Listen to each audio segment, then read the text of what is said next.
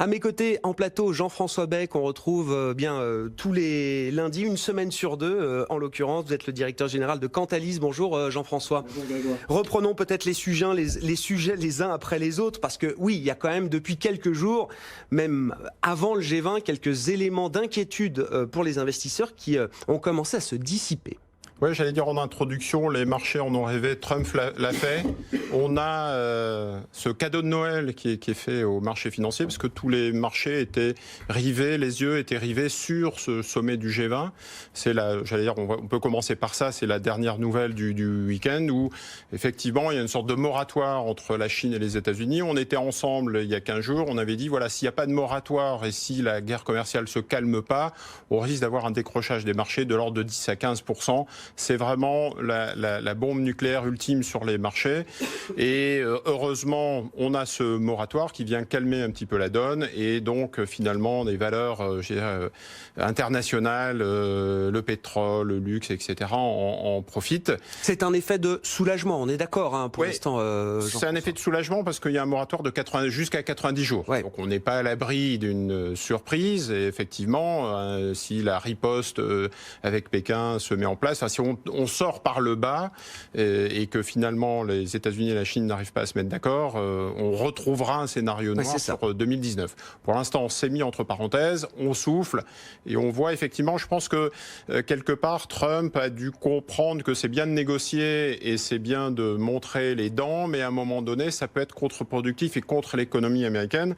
D'ailleurs, le moratoire, donc la Chine a accepté, quant à elle, d'acheter un grand nombre de produits américains agricoles, énergétiques, industriels, d'autres produits américains pour réduire le déficit commercial entre les deux pays. Donc on voit qu'effectivement, la Chine a compris qu'il fallait faire un geste et quelque part Trump fondamentalement avait raison, on ne pouvait pas garder ce déficit commercial ad vitam aeternam. Donc finalement la situation pour l'instant a l'air de bien se passer et on sort par le haut.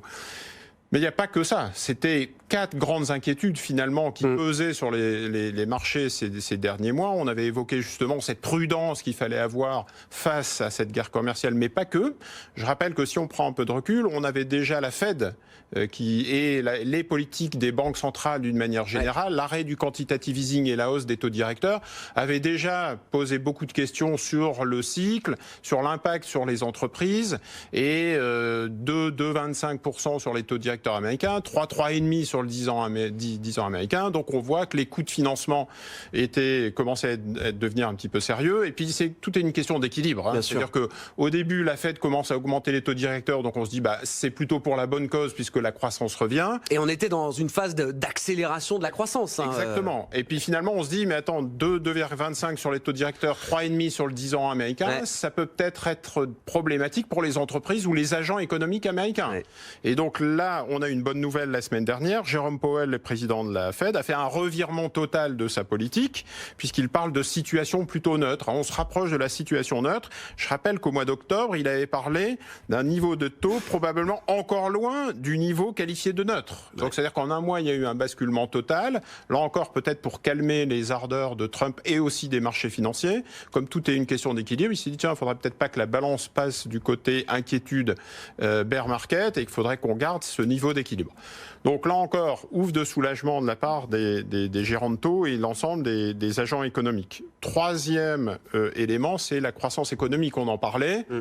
L'OCDE a sorti son rapport la semaine dernière, il y a une dizaine de jours, en disant, voilà, perspective 2019, on sort les chiffres, on a une croissance qui ralentit, donc les marchés broyant du noir se sont engouffrés dans la brèche en disant encore un problème de plus. On voit bien que la croissance ralentie devient tangible.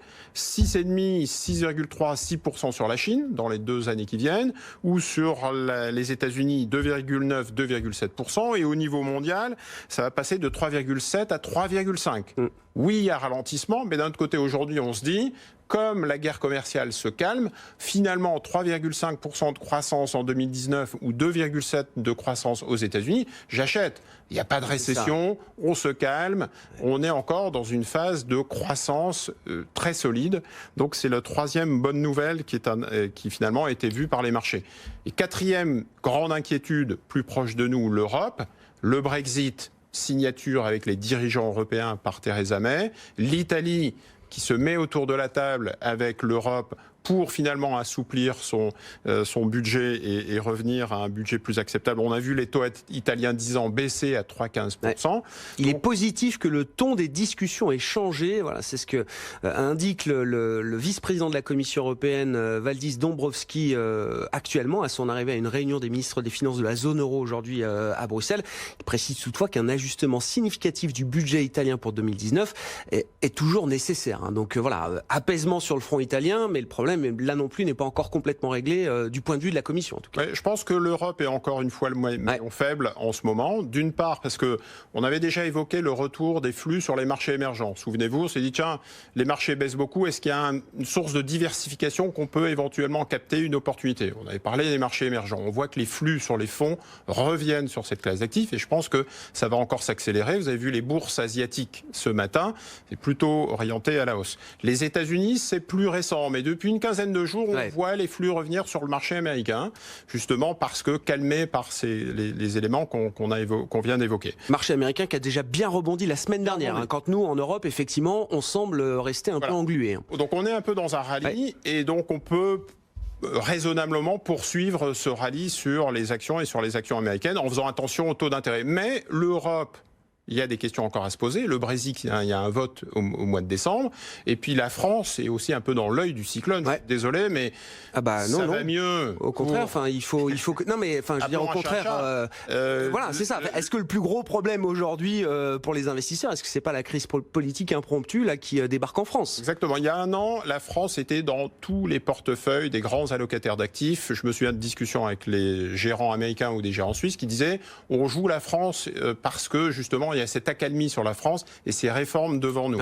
C'était vraiment le thème dans les portefeuilles des investisseurs internationaux. Ça a complètement changé, et là, dernièrement, ces derniers jours aussi, puisque le DAX et la bourse allemande augmente de plus de 2% et c'est 1% sur le CAC. Volkswagen monte de 3%, Peugeot est en négatif. Deutsche Bank monte de 3-4%, Société Générale péniblement de 1%. Donc on voit qu'il y a un phénomène très franco-français, il y a un phénomène gilet jaune sur la bourse. On va en parler avec nos invités jusqu'à 18h et Yannick Lopez qui nous rejoint par téléphone, responsable notamment de la gestion de taux chez Ophi Asset Management. Bonjour Yannick. Merci d'être avec nous. On pourra reprendre quelques éléments de la vue un peu globale que nous propose aujourd'hui Jean-François Bech chez Cantalis, mais un mot quand même pour commencer peut-être de la France. Comment est-ce que le marché regarde ce début de crise politique? Est-ce qu'on a là du point de vue des investisseurs, des créanciers de la France, ceux qui détiennent et ceux qui achètent régulièrement de la dette française? Est-ce qu'on peut y voir les prémices d'une crise politique impromptue dans le sillage d'un Brexit, dans le sillage de l'Italie, dans le sillage de ce qui se passe en Espagne? Et est-ce que ça peut renverser l'opinion et l'avis que les investisseurs se sont faits sur la France depuis 18 mois maintenant, Yannick? En tout cas, ça se traduit pas, sincèrement, sur les réactions dans les marchés là aujourd'hui. On a des taux français qui se tendent de 1 à 2 points de base à peu près sur le 10 ans, on est à 0,70 et c'est à peu près la même chose sur le taux allemand. On va dire c'est entre 0 et 1 BP de hausse pour le taux allemand.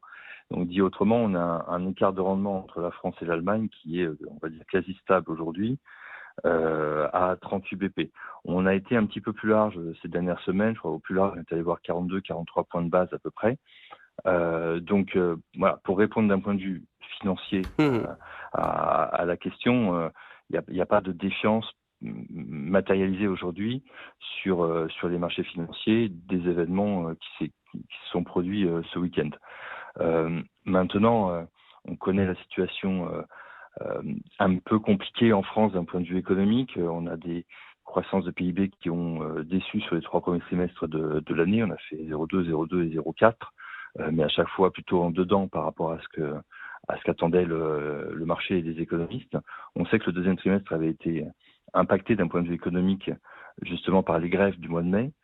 Et là, ce qui se passe depuis maintenant 2 week-ends et possiblement la suite des événements au mois de décembre seront bien évidemment impactants sur la croissance de la France au 4e trimestre. Donc c'est sûr que si la France continue d'un point de vue économique à sous-performer, notamment son homologue allemand de manière trop massive, ça risque de se voir à un moment un petit peu plus dans le spread.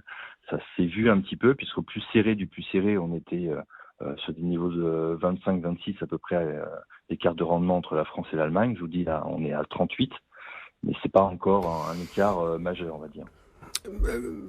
La résolution d'une crise politique comme celle qu'on est en train de vivre en France depuis quelques semaines maintenant et contrainte budgétaire, Yannick, alors vous dites effectivement, dans l'immédiat, il n'y a pas de stress, les investisseurs sont pas du tout stressés sur la capacité de la France à servir ses rendements et à rembourser sa dette, mais est-ce que ça peut poser un problème, ou en tout cas est-ce qu'il y a une fragilité, une faille là dans cette crise politique face à des marges de manœuvre budgétaires qui sont quand même contraintes aujourd'hui, ou est-ce qu'il y a un scénario d'ailleurs peut-être même pour relâcher un maximum ces contraintes budgétaires. Et là, c'est plus seulement un débat franco-français, c'est un débat qui rejoint le débat italien, par exemple, Yannick. La situation budgétaire française est quand même pas la plus vertueuse de l'Union européenne. Donc, les marges de manœuvre, je suis pas certain qu'elles soient très très très très larges. Et effectivement, vous vous mettez en perspective avec l'Italie, ça va être quand même être très compliqué de venir proposer un budget avec un déficit creusé et d'un autre côté expliquer aux Italiens qu'il faut serrer la vis et qu'ils peuvent pas proposer un budget tel qu'ils le proposent aujourd'hui. Je sais, et vous savez, que la situation italienne et française n'est pas totalement comparable. On n'a pas le même niveau de dette. Ils ont plus de 30 points de dette, de ratio de dette sur PIB de plus que nous. C'est beaucoup, c'est même énorme. Et effectivement, de ce côté-là, c'est pas totalement comparable. Mais ça, c'est pas audible d'un point de vue opinion publique. C'est juste pas audible. Et d'ailleurs, M. Salvini l'a parfaitement compris, puisque quand il présente son budget, il dit 2,4% de déficit de 2019, faut regarder le budget des Français. Et pourtant, on les embête pas, les Français. Et de fait. Donc, c'est pas audible d'un point de vue opinion publique. Et dans la perspective des élections européennes l'année prochaine, voilà, il appuie sur une corde sensible. Donc, je suis pas certain qu'en France, on ait des marges de manœuvre budgétaires très très importantes pour accéder aux demandes vastes du mécontentement populaire qui se matérialise actuellement. Et effectivement, d'un point de vue politique et intégration européenne, c'est vraiment pas simple.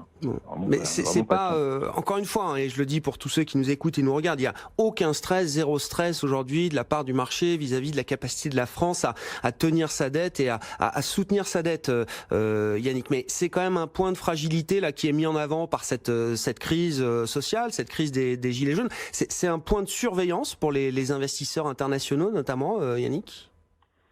Ça va l'être, je vous dis, surtout si ça se matérialise dans les chiffres de croissance, comme on avait pu le voir il y a quelques semestres, on va dire, lorsque le spread, l'écart de rendement entre la France et l'Allemagne s'était tendu de manière bien plus significative.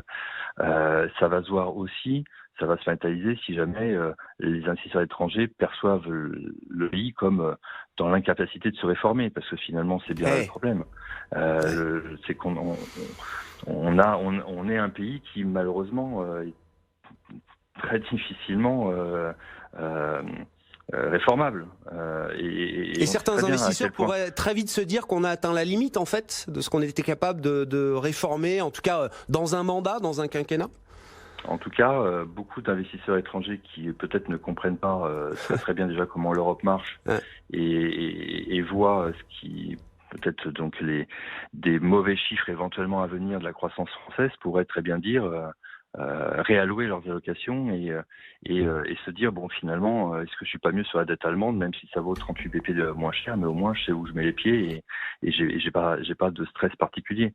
Donc oui, ça peut, à terme, ça peut jouer en la défaveur. C'est pas un sujet aujourd'hui, comme je vous le dis, mais effectivement, entre l'absence de capacité à réformer et éventuellement des chiffres macroéconomiques qui se dégraderaient selon l'impact de ces mouvements-là, forcément, ça ne peut jouer que négativement. En tout cas, ça ne peut pas jouer positivement, c'est évident.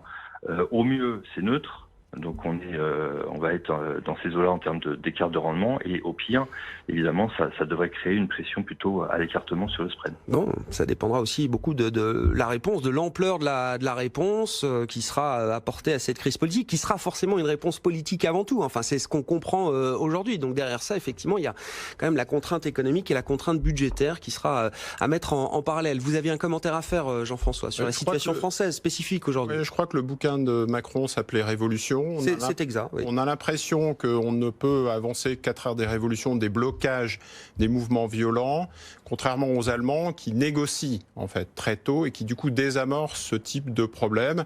Donc il y a une méthode peut-être à revoir d'un côté comme de l'autre, du côté des corps intermédiaires, des syndicats, mais aussi des hommes politiques. Et je pense que du coup les blocages peuvent entraîner les blocages des réformes, alors que c'est ce qui avait été acheté sur la France. C'est la première fois qu'on voit une réindustrialisation de la France en 2017, après 30 ans de désindustrialisation. On a vu un taux de chômage baisser. Pour la première fois en Europe, le taux de chômage est passé de 12% en 2012 à 6%. Donc on se rapproche des 6% en Europe, plutôt en Europe du Nord, mais avec un mouvement lent, difficile, mais quand même positif en France. Et on voit que c'est insupportable et qu'il faut aller plus vite. Et je ne sais pas si les réformes vont avoir le temps d'être mis en œuvre, vu les blocages présents. En tout cas, ça pèse sur les valeurs de distribution, même si ça ne pèse pas sur les taux 10 ans français, ça pèse aujourd'hui sur les valeurs domestiques. Oui, le marché action, depuis quelques jours même, commence à intégrer déjà un impact assez immédiat pour des groupes. Alors on cite Carrefour, mais dans les concessions, on a Vinci, toutes les valeurs de consommation, Fnac Darty, Maison du Monde. Vinci, je citais dans les concessions, on a Accor aussi qui baissait tout à l'heure, ou encore Air France KLM, dans le secteur aérien, le secteur du tourisme et de la consommation au sens large, qui est plus particulièrement affecté aujourd'hui sur le marché parisien. Au-delà de la situation spécifique française, Yannick, j'ai pas l'impression de trouver sur les mouvements du marché obligataire aujourd'hui un emballement ou un enthousiasme démesuré lié aux messages qui ressortent du G20 en Argentine en fin de semaine dernière. Est-ce qu'il faut comprendre, par exemple, que les questions sur la croissance, les doutes sur l'inflation, la pérennité de l'inflation, est-ce que ces questions-là l'emportent très largement aujourd'hui pour les investisseurs obligataires versus une trêve de 90 jours signée entre la Chine et les États-Unis, Yannick? C'est tout à fait ça. Effectivement, la réaction de marché, elle est plus que mesurée. Après, soyons honnêtes, ou tout du moins prenons un petit peu de recul. Il n'y a pas eu de deal. Enfin, quelque part, ils se sont serrés la main et ils ont accordé effectivement une trêve de 90 jours. Donc ça, c'est bon pour le marché action, quoi, en fait. Le marché obligataire. Vous avez dit quoi? J'ai pas compris. Dit c'est bon pour le marché action. C'est le marché action qui s'emballe un peu, qui se sent soulagé. Mais sur le marché obligataire, on a un peu plus de. Je veux pas dire que mes collègues gérants actions s'emballent plus vite. Non, mais les logiques sont différentes, on le sait. Mais disons que objectivement, qu'est-ce qu'il s'est dit? Il s'est dit bon bah allez, on se donne 3 mois de trêve. J'augmente pas je ne passe pas de 10 à 25%. Comme je l'avais menacé au 1er janvier vos produits, et en contrepartie, qu'est-ce que vous faites? Je m'engage à acheter plus de produits agricoles dans les semaines qui viennent. Bon, ok, mais combien, quand, enfin. Et puis en plus, on sait très bien que le gros sujet, c'est globalement le déséquilibre de la balance commerciale. Donc c'est pas juste en achetant un petit peu plus de produits agricoles que ça va la rééquilibrer. Et c'est surtout au niveau du transfert de technologie qui était imposé à chaque fois par les Chinois pour pouvoir rentrer dans le marché chinois. Donc ça, il n'y a aucun accord pour l'instant. Alors ils ont promis qu'ils allaient travailler dessus.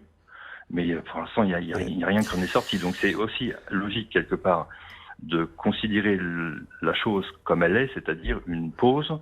Mais en plus, M. Trump nous a quand même habitués depuis maintenant 2 ans quasiment qu'il est là, à être capable de se contredire lui-même en quelques heures. Donc on ne sait pas du tout ce qui peut sortir du chapeau. Et voilà, donc c'est aussi pour ça que c'est un peu positif. Maintenant, les marchés sont quand même pas dupes. Il y a énormément en plus de choses dans le calendrier à venir au mois de décembre.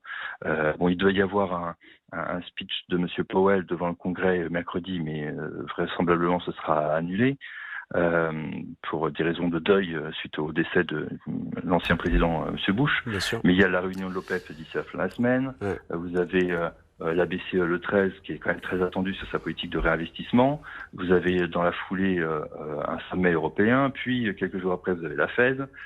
Évidemment, j'oublie la cerise sur le gâteau, c'est le vote devant le Parlement anglais le 11. Brexit, oui. Donc, Brexit, donc si vous voulez, ça fait quand même tellement de choses encore. Dans un contexte de marché où les investisseurs sont exsangues, ils sont éreintés par une année 2018 extrêmement compliquée, près de 90% des différents indices de classes d'actifs libellés, quand vous les mettez en dollars, sont en performance négative. C'est pas moi qui dis, c'est une très grande banque d'investissement outre-Rhin. 90%, ça ne s'est jamais vu depuis 100 ans. Enfin, depuis 100 ans, depuis qu'ils ont compilé la statistique. Donc c'est une année horrible et je pense que les investisseurs sont un petit peu fatigués de cela. Et c'est aussi une des raisons probablement qui explique la réaction assez mesurée et dubitative. Et vous l'avez rappelé enfin, on est toujours dans un contexte où l'inflation n'est pas débordante. On l'a vu la semaine dernière en Europe avec un indice qui est ressorti un petit peu en dessous des attentes. Et donc du coup, c'est vrai que ça fait que les taux ont vraiment beaucoup de difficultés à monter, quoi. Et donc on est à 0,32% sur le Bund allemand, soit à l'heure où on se parle 10 BP plus bas que là où on était il y a un an. Alors que nous avions en tête qu'en 2018, on se retrouverait en fin d'année avec des taux bien au-dessus, quoi. Même le 10 ans américain, qui a du mal à s'élever au-delà des 3%. On était sous les 3%, revenu sous les 3%, voilà, à quelques points près, quelques centièmes de points près vendredi dernier. On est à 3,01 pour l'instant sur le 10 ans américain. Bon, ça calme un petit peu les ardeurs quand même. Merci beaucoup Yannick Lopez qui est avec nous par téléphone, directeur de la gestion de taux notamment chez Ophi Asset Management. En conclusion de tout ça, Jean-François Bech chez Cantalis, vous aviez incité sur le plateau d'Intégral Bourse notamment à beaucoup de prudence ces derniers mois pour ceux qui sont investis sur les marchés actions. Alors ceux qui se sont montrés plus prudents ces derniers mois, faut-il le rester encore aujourd'hui ou est-ce qu'il est quand même temps de jouer tactiquement quelque chose d'ici la fin de l'année? Alors déjà oui, vous avez raison d'insister, prudence. On est revenu sur les marchés émergents, on revient sur les actions américaines, on suit les flux, on n'a pas de boule de cristal chez Cantalis. Et là, donc il faut jouer quelque part un petit peu cette accalmie, sommet États-Unis-Chine, arrêt de la guerre commerciale, c'est un signal très important, plus les 4 inquiétudes qui sont un petit peu calmées, je le disais en début d'introduction. Donc il faut vraiment essayer de revenir après avoir mis du cash en portefeuille. Je pense que ça sera un petit peu dommage de louper le rallye de fin d'année. On voit que les marchés commencent un petit peu à revenir. Il y a tellement de flux qui sont sortis que ça peut revenir en fin d'année. Et les 2 bémols que je mettrais quand même à cette euphorie, c'est le Brexit à suivre de près, parce qu'on n'est pas à l'abri d'une mauvaise nouvelle, et la situation française qui doit aussi se calmer. Une fois qu'on a ce calme, on va pouvoir, je pense, voir un peu plus sereinement les marchés actions. Merci beaucoup, messieurs. Jean-François Bech est avec nous en plateau, directeur général de Cantalis, et Yannick Lopez chez Ophi Asset Management. Il est 16h, on marque une pause. On poursuit ces discussions. Lendemain de G20, le pétrole également, qui a été un sujet important, et le pétrole qui rebondit de 3-4% cet après-midi. Et puis les marchés qui saluent donc la trêve entre les États-Unis et la Chine sur le plan commercial. Le CAC 40 regagne un peu plus de 1%. Le CAC est affecté au-delà de l'effet de soulagement sur les valeurs technologiques, automobiles, industrielles, matières premières. Le CAC est plombé par la baisse des valeurs de consommation et la baisse des valeurs liées au tourisme dans le contexte social tendu qu'on connaît depuis près de 3 semaines maintenant. BFM Business, Intégral Bourse, jusqu'à 18h, la bourse en temps réel.